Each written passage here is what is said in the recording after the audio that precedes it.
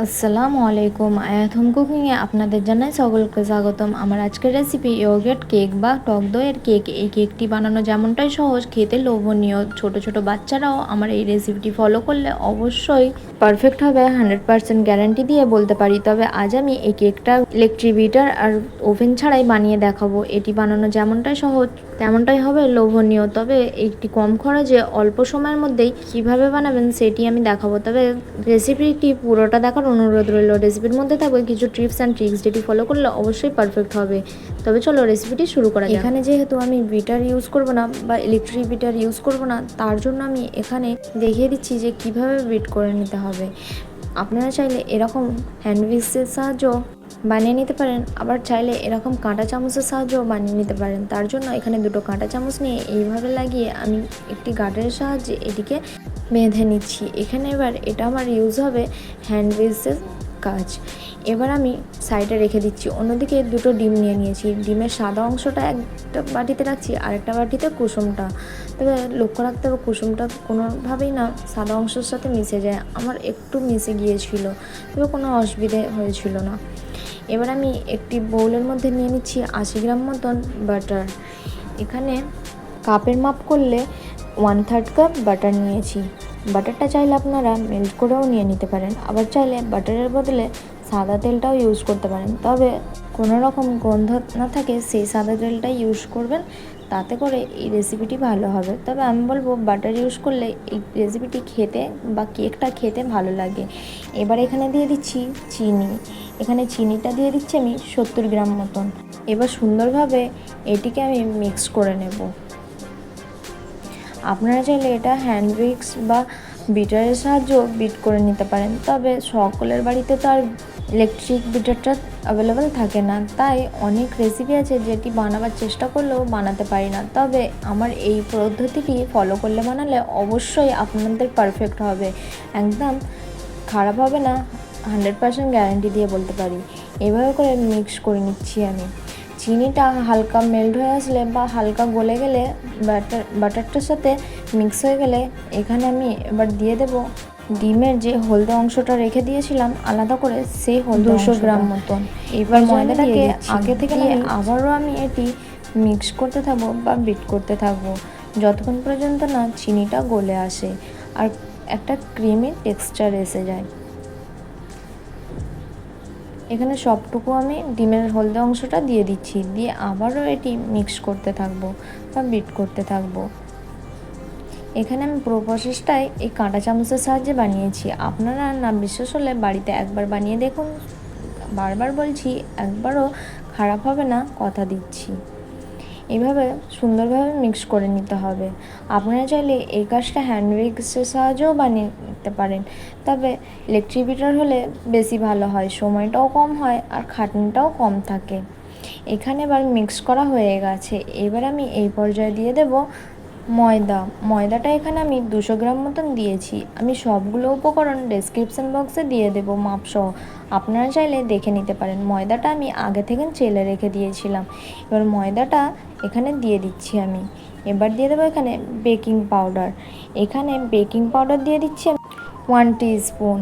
এখানে বেকিং পাউডারটা ইউজ করতে হবে, বেকিং সোডাটা ইউজ করলে হবে না। এবার দিয়ে দেবো 1/4 টিস্পুন লবণটা দিয়ে এবার সুন্দরভাবে মিক্স করে নিচ্ছি আমি।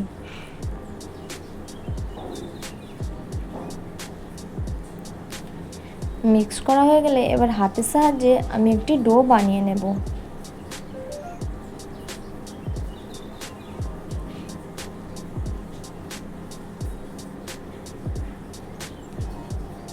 এখানে অবশ্যই লক্ষ্য করছেন আমি কোনো রকম পানি ব্যবহার করছি না।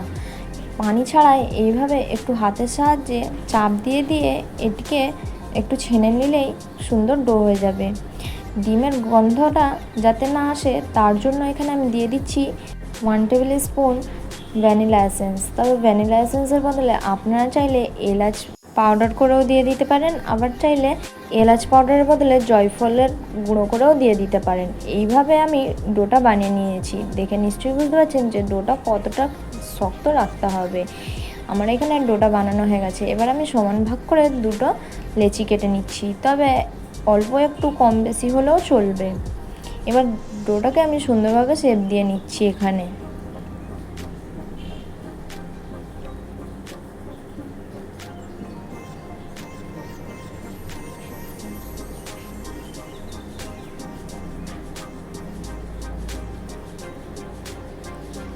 এখানে এবার আমার শেপ দেওয়া হয়ে গেছে। এবার আমি দুটো রেখে দেব একটি ক্লিন র্যাপিং পেপারে। তবে আপনারা চাইলে যে কোনো পেপারে বা পলিথিনে পরিষ্কার করে এটিকে রেখে দিতে পারেন।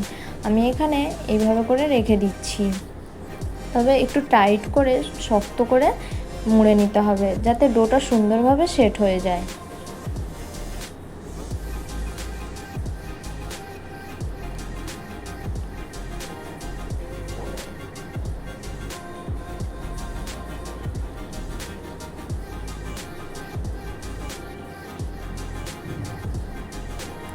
একইভাবে আমি দুটো এইভাবে করে সেট করে নেব। একটু হাতের সাহায্যে চেপে চেপে আমি ভালোভাবে মুড়িয়ে নিচ্ছি। একইভাবে এটাকেও আমি মুড়িয়ে নিচ্ছি। এখানে দুটো আমার মোড়ানো হয়ে গেছে। এবার আমি একটাকে রেখে দেবো ডিপ ফ্রিজে আর একটাকে রেখে দেবো নর্মাল ফ্রিজে আধা ঘন্টার জন্য। আধা ঘন্টা পর চলে এসেছি, যেটা নর্মাল ফ্রিজে রেখেছিলাম সেটা নিয়ে নিয়েছি। এবার একটি কেক টিনের মধ্যে আমি এইভাবে করে একটি পেপার লাগিয়ে নিয়েছি আর তাতে আমি অয়েল ব্রাশ করে নিয়েছি। আপনারা চাইলে যে কোনো মোল্ডের মধ্যে এটি বানিয়ে নিতে পারেন। আর অবশ্যই এখানে কাগজটা একটু বড় করে কাটতে হবে, সমান সমান করে কাটলে হবে না। এবার আমি ডোটা কেক টিনের মধ্যে দিয়ে এইভাবে করে একটু হাতের সাহায্যে চাপ দিয়ে দিয়ে চারিদিকমায় ছড়িয়ে নেব।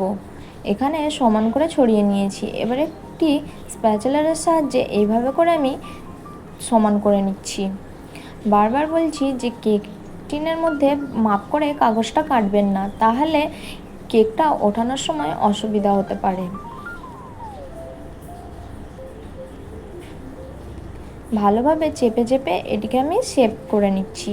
এখানে আমার রেডি হয়ে গেছে। এবার এটি আমি সাইডে রেখে দিচ্ছি। অন্যদিকে একটি বোলের মধ্যে নিয়ে নিচ্ছি যে ডিমের সাদা অংশটা আলাদা করে রেখেছিলাম, সেই ডিমের সাদা অংশটা। এবার এটি আমি কাঁটা চামচের সাহায্যে বিট করে নেব।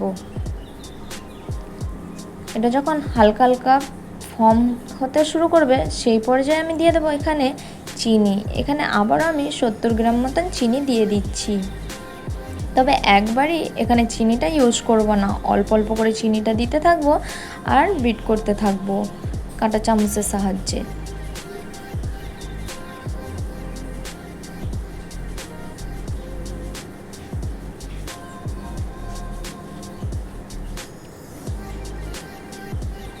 এইটা ততক্ষণ পর্যন্ত বিট করতে হবে যতক্ষণ পর্যন্ত না এইভাবে একটু ফর্ম হয়ে আসে। যতক্ষণ পর্যন্ত না ডিমটা এইভাবে ফর্ম হয়ে আসে ততক্ষণ বিট করে নিতে হবে, না হলে এটি ভালো হবে না। এই পর্যায়ে আমি দিয়ে দেবো টক দই। এখানে টক দইটা আমি দিয়ে দিচ্ছি 1 কাপ প্লাস 1/3 কাপ। তবে টক দইটা পুরো একেবারে আমি দিয়ে দেবো না, অল্প অল্প দিতে থাকবো আর এইভাবে করে মিক্স করতে থাকবো। টক দইটা অবশ্যই ফ্রেশ নেওয়ার চেষ্টা করবেন, তাতে করে টক দইয়ের টকটা কম থাকবে আর এটি ভালো হবে। এবার টক দইটা দেওয়ার পরে ডিমের ম্যারাকটা ঠিক এই রকম এসে যাবে। টক দইটা দেওয়ার কারণে যে চিজ কেক খাওয়ার সময় ফ্লেভারটা লাগে, সেই ফ্লেভারটাই এই কেকের মধ্যে পাবেন। এবার এখানে আমি দিয়ে দেবো 3 টেবিল স্পুন ময়দা আর দিয়ে দিচ্ছি এখানে ভ্যানিলা এসেন্স। এখানে ভ্যানিলা এসেন্সটা 1 টিস্পুন দিয়ে দিচ্ছি। এবার দিয়ে আবারও মিক্স করে নিচ্ছি আমি। এখানে সুন্দরভাবে মিক্স করে নিতে হবে যাতে ময়দার কোনো লাম্পস না থাকে।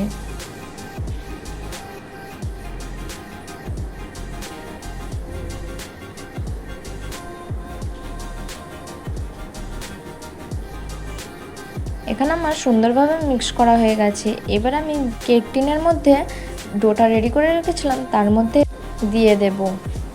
আপনারা চাইলে কেক টিনের বদলে যে কোনো সিলভার বাউলের মধ্যেও বানিয়ে নিতে পারেন, বাড়িতে থাকা সিলভার বাউলে। সবটুকু এখানে আমি দিয়ে দিচ্ছি।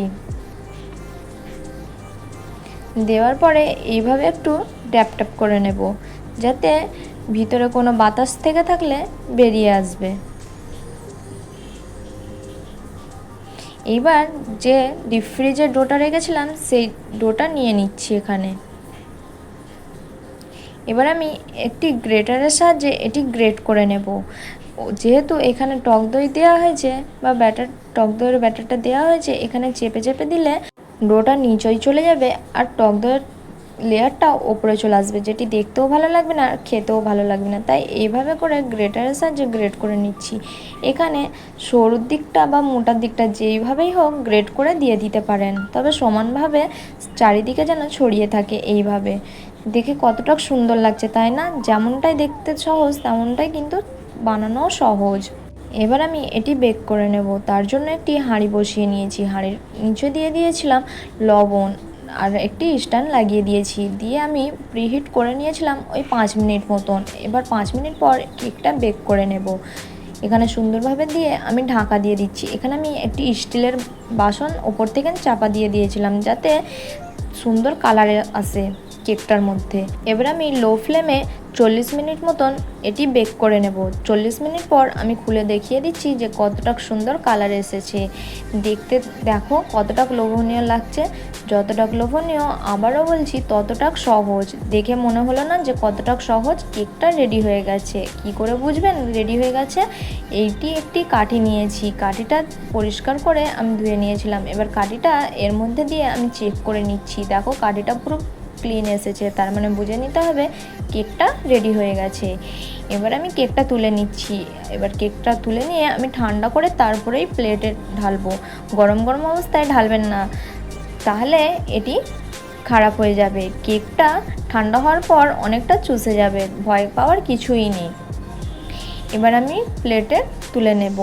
প্লেটে তুলে আমি একটু কেটে দেখিয়ে দিচ্ছি যে কতটা লোভনীয় আর কতটা নরম তুলতুলে কেকটি হয়েছে।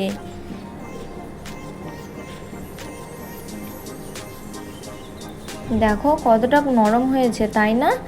দেখে অবশ্যই বুঝতেই পাচ্ছেন। এবার আমি ওপর থেকে এখানে দিয়ে দিয়েছিলাম কিছুটা সুগার বলস, দেখতে ভালো লাগার জন্য। কেমন হয়েছে অবশ্যই জানাতে ভুলবেন না। ভালো লাগলে প্লিজ লাইক কমেন্ট শেয়ার করে যাবেন। আর যারা আমার চ্যানেলে নতুন তারা চ্যানেলটিকে সাবস্ক্রাইব করে পাশে থাকতে একদমই ভুলবেন না। আল্লাহ হাফেজ। আবার দেখা হচ্ছে নেক্সট রেসিপিতে।